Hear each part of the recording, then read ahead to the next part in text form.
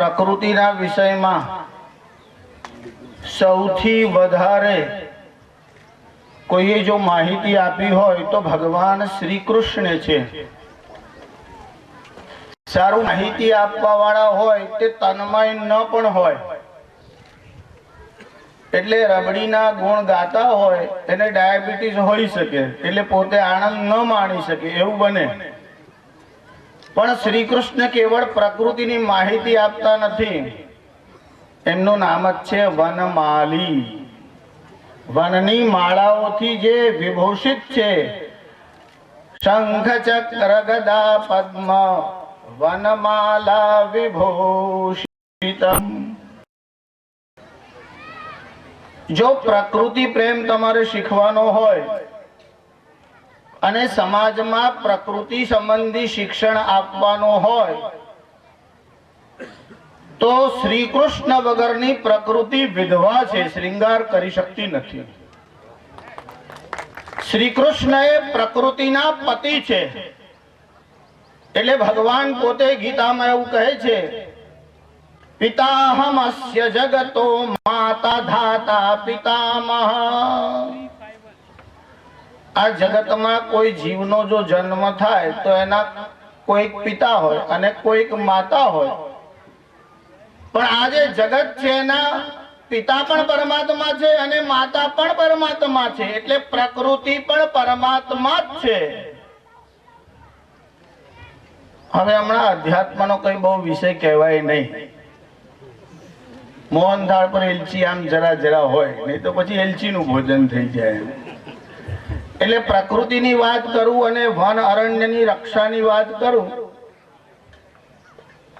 તો આખા વિશ્વમાં સૌ પ્રથમ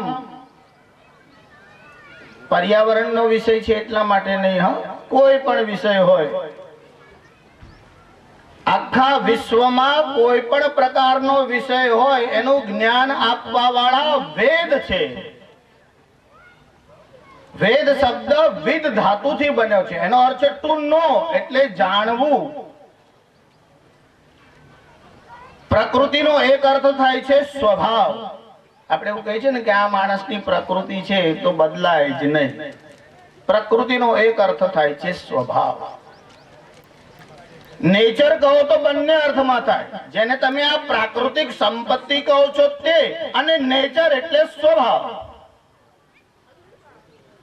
આજે પ્રકૃતિ છે એની રક્ષા માટે પર્યાવરણ. પર્યાવરણ એટલે શું? સંસ્કૃતમાં પરી એ પ્રિફિક્સ છે. જે શબ્દના પહેલા લાગે ને એને કહેવાય પ્રિફિક્સ, અને જે સાથે લાગે એને કહેવાય સફિક્સ. સાથે ફિક્સ થાય છે માટે સફિક્સ એવું છે. એટલે પૂર્વજ અને પ્રત્યય. એમાં પરી એટલે સરાઉન્ડેડ, ચારો તરફ, ચારે બાજુ. અને આવરણ એટલે કોટિંગ, ડિફેન્સિવ કોટિંગ. રક્ષા માટેનું જે ડિફેન્સિવ કોટિંગ એટલે આવરણ છે એને કહેવાય છે પર્યાવરણ. પ્રકૃતિ પ્રદત્ત, એ પ્રકૃતિએ આપેલું છે. તો શાસ્ત્રીજી માણસો એમાં કઈ પ્રયત્ન કરવાનો કે નહીં? પ્રકૃતિ આપ્યું છે, પ્રકૃતિ સાચવશે. માણસે ખાલી વિકૃતિ નહીં લાવવાની, બસ આટલું યાદ રાખવાનું. કેમ કે વધારે ડાયા થાય ને તે વિકૃતિ વધારે પેદા કરે છે. બાકી ભગવાને જે આ સૃષ્ટિનું નિર્માણ કર્યું એમાં કેટલા પ્રકારના જીવ બનાવ્યા? 84 લાખ પ્રકારના જીવ છે. એમાં એક છે ઉદ્ભિજ, એટલે જમીન ફાડીને બહાર આવે તે, જેમ કે વૃક્ષ. એના 6 પ્રકાર, એ પછી તમને કહું છું થોડું. જે ઉદ્ભિજ એટલે જમીન ફાડીને બહાર આવે તે. વનસ્પતિ એ યોની છે, એટલે વનસ્પતિમાં જીવ છે. આવી સમજણ ડોક્ટર જગદીશ ચંદ્રે આપી એવું તમે કહેશો તો ચાલશે. કારણ કે એમને રિસર્ચ કરી. રી એટલે ફરી અને સર્ચ એટલે શોધ્યું. જેમ રીબર્થ એટલે પુનર્જન્મ, એમ જગદીશ ચંદ્રે રિસર્ચ કરી, ફરી શોધ્યું. પણ પહેલા કોણે કર્યું? Before the birth of Christ, આ તો જીસસના જન્મ પહેલાની વાત છે. 3336 યર એગો વેદવ્યાસે ભાગવતજીમાં લખ્યું, ઉત્સ્રોત સસ્તમ પ્રાયઃ અંતસ્પર્શા વિશેષિણ. ખોરાક ત્રણ રીતે જાય છે. જે નીચેથી ઉપર જાય છે એ વનસ્પતિનો આહાર છે. જે ત્રાસો જાય એને કહેવાય તિર્યક યોની, જેમ કે કાગડા, ચકલા, ગાય, ભેંસ, આ બધાનો આહાર ત્રાસો જાય છે. અને જેનો આહાર ઉપરથી નીચે જાય છે તે મનુષ્યાદી પ્રાણી છે. એટલે ઉપરથી નીચે જેનો આહાર જાય છે એ જીવોમાં શ્રેષ્ઠ છે. એટલે વનસ્પતિ જે છે એનો આહાર નીચેથી ઉપર જાય છે. ઉત્સ્રોતસસ્તમ પ્રાયઃ વનસ્પતિ આહાર લે છે એવું વેદવ્યાસે ભાગવતજીમાં લખ્યું. એ તો હજુ હમણાંની વાત કહેવાય, 5000 વર્ષની. પણ અન્યૂન 17 લાખ વર્ષ પહેલા ત્રેતા યુગમાં ભગવાન વશિષ્ઠ એવું કહે છે, તરવોપી જીવંતી મૃગ પક્ષિણા. વનસ્પતિ પણ જીવે છે, પશુ પક્ષી પણ જીવે છે. સજીવતી, ખરેખર કોણ જીવે છે? મનને નૈવ જીવતી, જેનામાં મનન કરવાનું સામર્થ્ય છે. જો મનુષ્ય ધર્મપૂર્વક નહીં જીવે તો પર્યાવરણની રક્ષા નહીં થાય, વનની રક્ષા નહીં થાય. મનુષ્ય પ્રકૃતિ નિર્માણ કરવાની નથી, કેવળ પ્રકૃતિને બગાડવાની નહીં, ઓબ્સ્ટેકલ રૂપ નહીં થવાનું. કેમ કે ભગવાને જે પ્રાણીઓ બનાવ્યા એમાં કેટલાક સીધા એટલે વર્ટિકલ બનાવ્યા મનુષ્યને, કેટલાક હોરિઝોન્ટલ બનાવ્યા એટલે આડા, જેમ કે ગાય છે તે પાડો આડો, બિલાડો આડો, ગધેડો આડો, ઘોડો આડો, આ બધાને હોરિઝોન્ટલ બનાવ્યા. જેને હોરિઝોન્ટલ બનાવ્યા, આડા બનાવ્યા, તે સીધા ચાલે. અને જેને સીધા બનાવ્યા આ બસ તે આડા ચાલે. એટલે પ્રકૃતિમાં, પર્યાવરણમાં નુકસાન આ આડા ચાલવા વાળા વર્ટિકલ જીવો કામ કરી રહ્યા છે. એટલે એમને સુધારવાની જરૂર છે. જો પ્રકૃતિ અને પર્યાવરણની રક્ષા કરવી હોય તો પહેલી આવશ્યકતા સંસ્કૃતિની છે. કેમ કે જે પ્રદૂષણ વધે છે, જો અહીંયા તો બધા સબ્જેક્ટ વાળા છે. હવે પ્રદૂષણ નિવારવાનું, વનની રક્ષા કરવાની, પ્રકૃતિથી પર્યાવરણથી પ્રેમ રાખવાનો, એ બધા વિષયમાં પ્રવચન કરે એવા સક્ષમ લોકો છે. પણ હું તો એ બાણે પ્રકૃતિનું પૂજન થાય એટલે તમારી વચ્ચે બેઠો છું, એટલે થોડી વાર કંઈક કહું છું. એ જે પ્રકૃતિ અને પર્યાવરણની જે રક્ષા છે, જો પોતાનો વિચાર કરે એનું નામ પ્રકૃતિ છે. તમે કોઈને વસ્તુ આપો એટલે લઈને પોતાના મોઢામાં મૂકે, નાના બાળકને પણ આવડે. પોતાનો વિચાર એ પ્રકૃતિ છે. બીજાનો વિચાર એ સંસ્કૃતિ છે. કે ખાવા બેઠા છે ને કોઈ આવે તો ઓફર કરું. ઘોડો ઘાસ ખાતો હોય એટલા બીજો ઘોડો આવે, કેક લે તું ખાય એવું બોલે. પણ માણસ ખાતો હોય, ચા પીતો હોય, કોઈ આવે તો કેક આપ લેશો. એટલે પોતાનો વિચાર એ પ્રકૃતિ છે, બીજાનો વિચાર એ સંસ્કૃતિ છે, અને બીજાનું બગાડે એનું નામ વિકૃતિ છે. આ વિકૃતિથી બચો એટલે પર્યાવરણની રક્ષા થાય. એમાં પહેલી આવશ્યકતા શાની છે? સંસ્કાર દેશ ભક્તિશ્ચ યજ્ઞ વર્ણાશ્રમસ્તથા શાસના યોજના ભાવે વિવર્ધેત પ્રદૂષણમ. આ પ્રદૂષણ કેમ વધે છે એના આટલા કારણો છે. આપણે ત્યાં અર્થનીતિ એટલે અર્થશાસ્ત્ર, economics and politics both. Chanakya જે અર્થશાસ્ત્ર લખ્યું છે એનો તમે એવો વિચાર ન કરતા એટલે ખાલી પૈસા સંબંધિત વિચાર છે એવું નહીં, એમાં બંનેનો વિચાર છે. એ ચાણક્ય વનની રક્ષા માટે, એ વન પણ જુદા જુદા પ્રકારના છે. એમાં નાગવનાધ્યક્ષ એટલે શું? નાગ એટલે હાથી, અને વન જ્યાં હાથીઓની રક્ષા માટે વનમાં જે સુવિધાઓ કરવામાં આવે એનો જે અધ્યક્ષ હોય, જેમ વનાધ્યક્ષો હોય છે તેમ બધા પેટા વિભાગ હોય છે. જો આ બધી અક્કલ વિદેશીઓને ભલે હમણાં આવી હશે, આપણે ત્યાં તો ચાણક્ય લખ્યું એ તો બહુ છેલ્લા લખવા વાળા છે, એના કરતા પહેલા તો બધા બહુ લોકોએ લખ્યું. ચાણક્ય તો જેમ મધમાં બધાનો સાર હોય ફૂલોનો, એવો આ બધામાંથી સાર લઈને લખ્યું.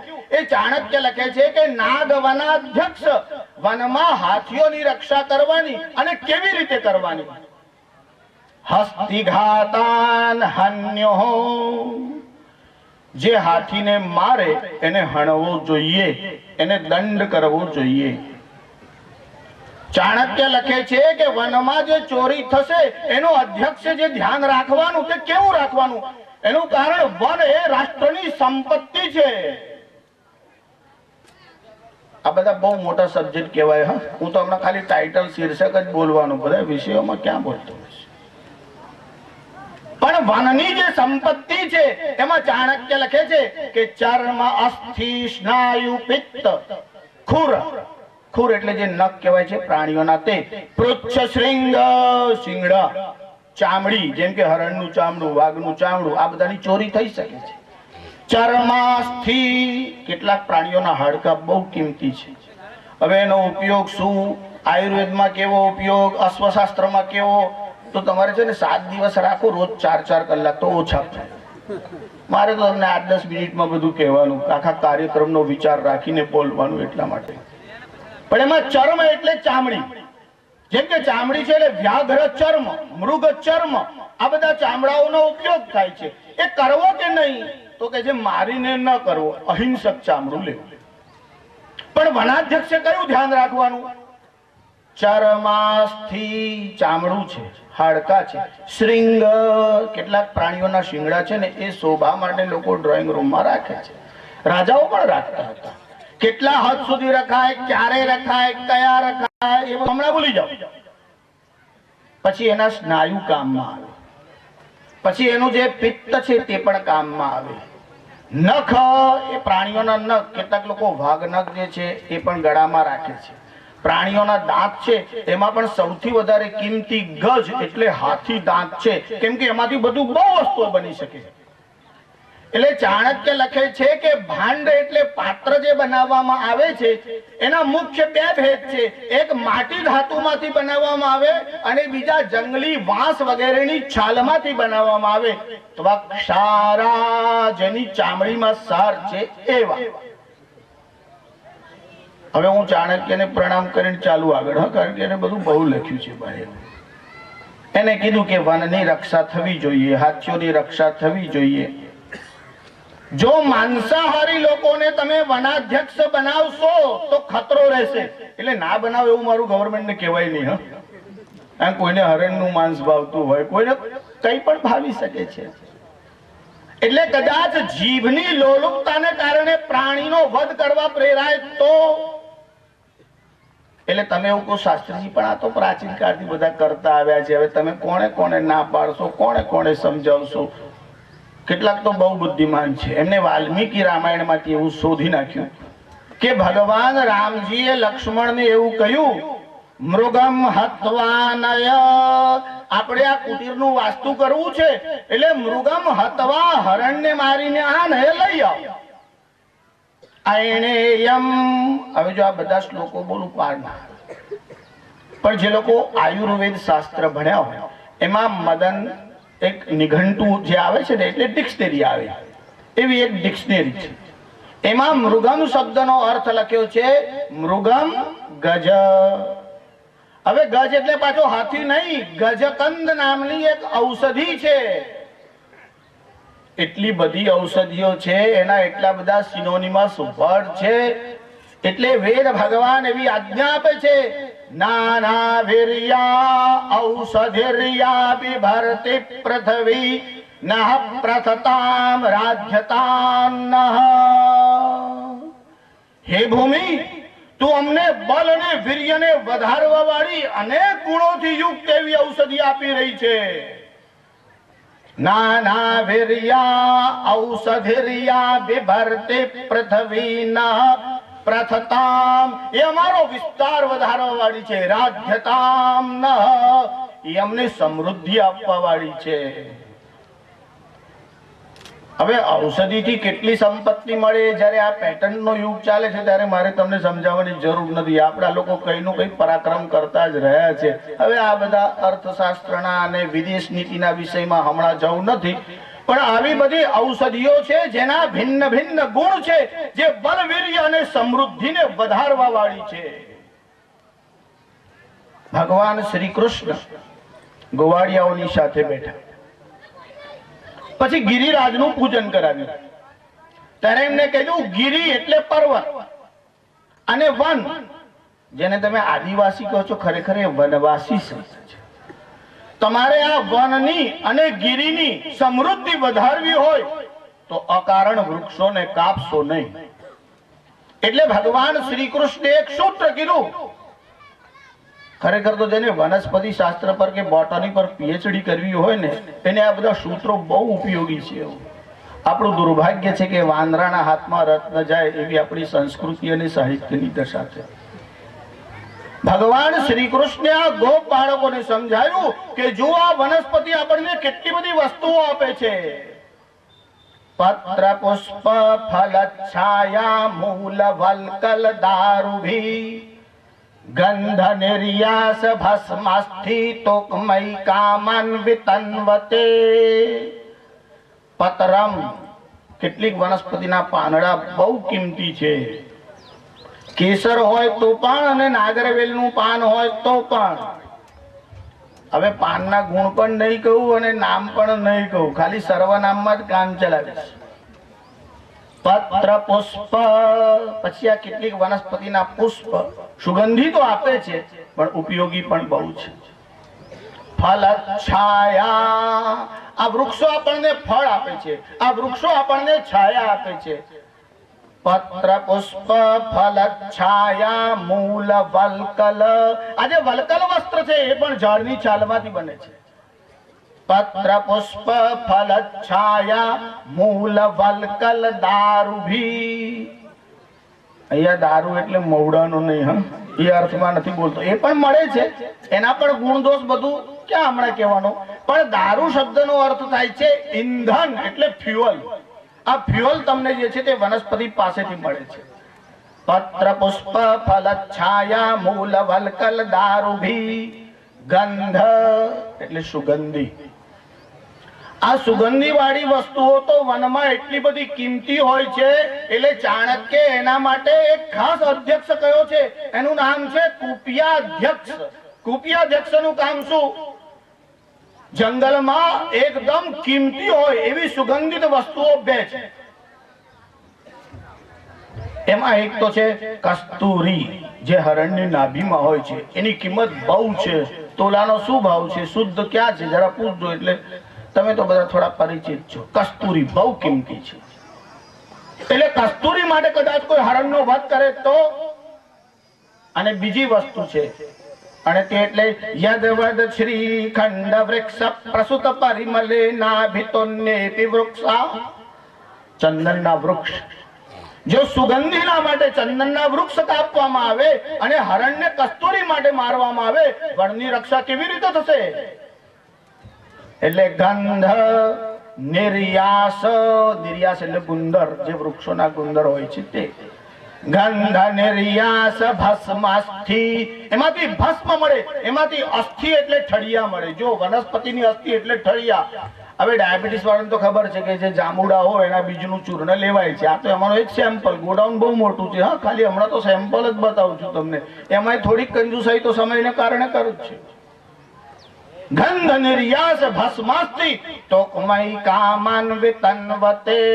અને જે અંકુરો છે તે આવી આ વનસ્પતિ આપણને જે આપી રહેલી છે, એ વનસ્પતિનો જેટલો આભાર મનુષ્ય માને તેટલો ઓછો છે. એ વનસ્પતિની જે પ્રકૃતિમાં ગણના થાય એ ભગવાનની અપરા પ્રકૃતિ છે. આવું હું તમને એટલા માટે કહું છું કે વિદેશમાં જેને વૃક્ષોથી પ્રેમ છે, પ્રકૃતિથી પ્રેમ છે, એ બધા એવું કે છે આ સંપત્તિ છે એને નષ્ટ ન કરશો. અમે એવું કહીએ છીએ સંપત્તિ છે અને નષ્ટ ન કરશો, એ તો સાચી જ વાત છે. પણ એના કરતા એના માલિક પરમાત્મા છે એટલું જ નહીં, પરમાત્મા એમાં વસેલા છે. આ જો સમજણ આવશે તો એટલે તમારી સંપત્તિનું કોઈ નુકસાન કરે, જેમ કે કોઈ આવીને તમારું ટીવી ફોડી નાખે અને એક બીજો માણસ આવે અને તમારું માથું ફોડી નાખે. હવે આ બેમાં કયો કાયદો ગુનાના દૃષ્ટિથી વધારે ભયંકર કહેવાય? ટીવી એ સંપત્તિ છે, પણ એ તોડે તો એમાં એટલી સજા ન થાય જેટલું માથું તોડનારને થાય. કેમ કે ટીવી નિર્જીવ છે અને માથું જેનું ફોડો છો તેમાં જીવ છે. એવી રીતે વનસ્પતિને કાપતા પહેલા એ બધામાં પરમાત્મા છે આવી સમજણ આવશે. એ સમજણ લાવવી નથી. વનસ્પતિથી પ્રેમ કરો ખરા, પણ એમાં પરમાત્મા છે એવું બોલે તો. પણ શાસ્ત્રીજી કોઈ શાસક કરવા વાળા માણસોને કદાચ ન ગમતું હોય તો એમને બાળવાય વનસ્પતિ લાકડા તો જોઈશે જ ને ભાઈ. ત્યારે ક્યાં કસર કરવાના છે? ત્યારે પણ એની જરૂર પડશે, પહેલાય પડશે, પછી પડશે.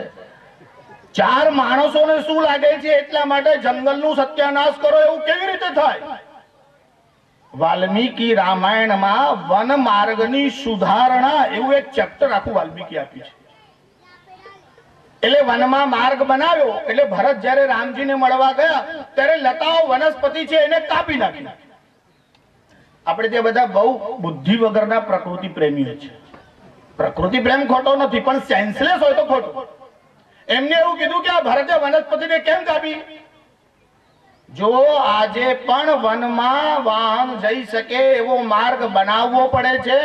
એટલું જ નહીં, તંબુ બનાવવાના હોય અને નિરીક્ષણ કરવાનું હોય તો વનની જે સમતલ ભૂમિ હોય એમાં જે ઊંચાઈ વાળી ભૂમિ હોય ત્યાં બનાવવાના, એટલે નિરીક્ષણ થઈ શકે. હવે વનમાં જો સૈન્યને લઈને જવાનું હોય કે અધિકારીને લઈને જવાનું હોય, હવે વનમાં તમારે કોને કોને લઈ જવા પડે? હવે આ બધું હમણાં કહેતો નથી. સૂત્રમ સૂત્રવિદો વિદો, સૂત્ર વિશારદ એટલે પહેલા નાપતોલ કરવા પડે કે કઈ જગ્યાએ માર્ગ બનાવવાનો. તો જ્યાં પશુઓની પક્ષીઓની અવર જવર ઓછી હોય અને આજે એક માણસ અહીંયાથી વાહન લઈ જાય, કાલે કોઈ ત્યાંથી લઈ જાય, પરમ દિવસે ત્યાંથી લઈ જાય, આજે કોઈ અહીંયાથી છરકે ત્યાંથી છરકે, એટલે બધી જ વનસ્પતિને નુકસાન થાય. પણ એક માર્ગ બનાવ્યો હોય તો વારંવાર વનસ્પતિને નુકસાન ન થાય. એટલે ઓછામાં ઓછું નુકસાન થાય અને વધારેમાં વધારે રક્ષણ થાય. એના માટે વનસ્પતિ કાપવી જરૂરી હોય છે. ક્યારે કાપવાની, ક્યારે નહીં કાપવાની. જેમ હિંસા ખોટી છે, પણ દેશદ્રોહી ને આતંકવાદી હોય તો એને મારો, ફાંસી આપો. એને છોડશો તો બીજા 1000 ને મારશે. એટલે એકને મારવાથી તમે એકને મારવાનું પાપ નથી કરતા, 1000 ને બચાવવાનું પુણ્ય કરો છો. એમ વનના માર્ગને ગમે ત્યાંથી કોઈ કાપશે, ગમે ત્યાંથી જશે તો વારંવાર નુકસાન કરીને જશે. એટલે એની સુધારણા કેવી કરવાની એનો બહુ સરસ વિચાર વાલ્મીકીએ કર્યો છે. જ્યારે રામ લક્ષ્મણની સાથે ચાલતા હતા ત્યારે રામજીએ લક્ષ્મણને કીધું, પશ્ય દ્રોણ પ્રમાણાની. લક્ષ્મણ જોજો, આ મોટા મોટા વૃક્ષ દેખાય છે અને પશ્ય દ્રોણ પ્રમાણાની. આ દ્રોણ એક પ્રકારનું યુનિટ છે વજનનું. દ્રોણ એટલે 16 શેર થાય, 8 કિલો કહેવાય ને એવું. બંગાળી શેર કહો તો 32 શેર થઈ જાય. એ ખારીનો 16મો ભાગ હોય તેને દ્રોણ કહેવાય. આ પ્રાચીન તોલની પરિભાષા છે. તો રામજીએ લક્ષ્મણને કીધું, આ મહાવૃક્ષ જે મોટા મોટા વૃક્ષ દેખાય છે, મધુની મધુકારી, એમાં મધુ એટલે આ મધમાખીએ જે મધની રચના કરી છે, દ્રોણ પ્રમાણાની 16 શેરનો એક એક પૂળો મૂક્યો છે. હવે તમે બધા કોઈ વનમાંથી પરિચિત છે, એમને તો ખબર છે કે કેટલા મોટા મોટા પૂળા હોઈ શકે છે એવું. કારણ કે આપણે ઝાડ ઉપર આટલા આટલા અગાસી જોયા હોય છત પર, એટલે આપણને એની કલ્પના નહીં આવે. જે આટલું કિંમતી મધ આપે છે, સુગંધી લાકડું આપે છે, કસ્તુરી આપે છે, ચામડા આપે છે, અને જેને કારણે આ વરસાદનું સાયકલ ચાલુ રહે છે એ આ વનસ્પતિ છે. એટલે વધારે વર્ણન કરવા કરતા આ વનસ્પતિની આપણે નિર્માણ કરવા કરતા એ બગડે નહીં એવી કાળજી રાખવાની. અમારે ત્યાં કાલિદાસ નામના એક બહુ મોટા પંડિત થયા, એમને કાવ્ય લખ્યું, નાટકો લખ્યા. એમાં શાકુંતલ નાટક લખ્યું. એ મહાભારતનું ઐતિહાસિક પાત્ર છે. એમાં શકુંતલા વૃક્ષને આમ પાણી પાવા જાય છે ત્યારે એની એક સખી, એનું નામ છે અનસૂયા. આ શકુંતલા બહુ સુંદર હતા અને બહુ કોમળ હતા. એટલે એની સખી એને કીધું, શકુંતલા તત્વોપી અરે તારા કરતા પણ વધારે પ્રેમ આ કણવ ઋષિને વનસ્પતિ ઉપર છે કે તારા જેવી સુકુમાર કન્યાને પાણી પીવાના કામમાં લગાડી. ત્યારે શકુંતલા બહુ સુંદર જવાબ આપે છે. શકુંતલા કહે છે ન કેવલ તાત નિયોગ, ગુરુજીની આજ્ઞા છે એટલા માટે જ હું પાણી પાઉં છું એવું નથી. અસ્તિ મે સોદર સ્નેહ પેતેસુ, આ વૃક્ષ મારા સહોદર એટલે ભાઈ બહેન હોય એવો મને પ્રેમ છે. એટલે કોઈ ભાઈને પાણી પાઈને આનંદ થાય એવો મને આ વૃક્ષને જળ પાઈને આનંદ થાય છે. એવો પ્રેમ તમને જેને શીખવાડ્યો છે એ ધર્મને ભૂલી જાઓ, એ કાવ્યને ભૂલી જાઓ અને ખાલી કાયદાથી આમ થશે, વૃક્ષ કાપશો તો સજા થશે, એ તો કરો જ, કારણ કે છૂટકો નથી, બધાને અક્કલ આવવાની નથી. કેટલાક માટે કાયદો જરૂરી છે. કોઈ દંડાથી સમજે, કોઈ વાણીથી સમજે. હવે બધા જ વાણીથી સમજી જતા હોત તો પછી દંડની જરૂર જ ના પડે. એટલે દંડની આવશ્યકતા છે, પણ જેટલો સમાજ લર્નેડ એટલો દંડ ઓછો. કાયદા કેમ વધારવા પડે? જો પતિ ત્રાસ આપે તો સ્ત્રીને એના વિરુદ્ધ ફરિયાદ કરવાની છૂટ. કેમ કાયદો બનાવવો પડ્યો? સમજણ ઘટી એટલે, બુદ્ધિ ઘટી એટલે. કેટલા કેટલા કાયદા બનાવશે. કાલે છોકરો બાપ વિરુદ્ધ ફરિયાદ કરવા જાય, વિદ્યાર્થી શિક્ષક વિરુદ્ધ કરવા જાય, પ્યુન હોય તો સાહેબના વિરુદ્ધ કરવા જાય. કોઈને કશું કહેવાય જ નહીં, સમાજ ચાલશે જ નહીં. દંડની જરૂર છે, પણ ક્યાં કરવાનો, કેવો કરવાનો એટલું ભાન રાખવાની જરૂર છે. એટલે ચાણક્ય લખ્યું, કોઈ હાથી દાંતને અધ્યક્ષને પૂછ્યા વગર, એટલે એની જે સમિતિ બનાવી હોય તેની આજ્ઞા વગર જો વેચી આવે તો એને સજા કરવી. પણ કોઈ વૃક્ષને ભૂલથી કાપી નાખે, એનો હેતુ ન હોય, જતો હોય બીજી સફાઈ માટે, અને પેલા વૃક્ષને વાગી જાય તો એને ક્ષમા આપવી, એ પણ ચાણક્ય લખ્યું છે. એટલે કાયદાનો દુરુપયોગ ન થાય એનું પણ ભાન રાખવું. અને સંસ્કાર સિંચન કરશો તો પર્યાવરણની રક્ષા થશે. આપણે સંસ્કાર સિંચન માટે જ અહીંયા બધા બેઠા છીએ. આખી જિંદગી આપણે વિદ્યાર્થી છે. આગળનો જે કાર્યક્રમ છે એ ચાલશે. બીજા લોકો પણ આ વિષયમાં કંઈ માર્ગદર્શન આપવાના હશે. જે પ્રકૃતિમાં પરમાત્મા વસેલા છે એવી પરમાત્માથી અભિન્ન એવું જે પરમાત્માનું અંગ છે એ પ્રકૃતિને પણ પ્રણામ અને એના અધિષ્ઠાતા પરમાત્માને પ્રણામ.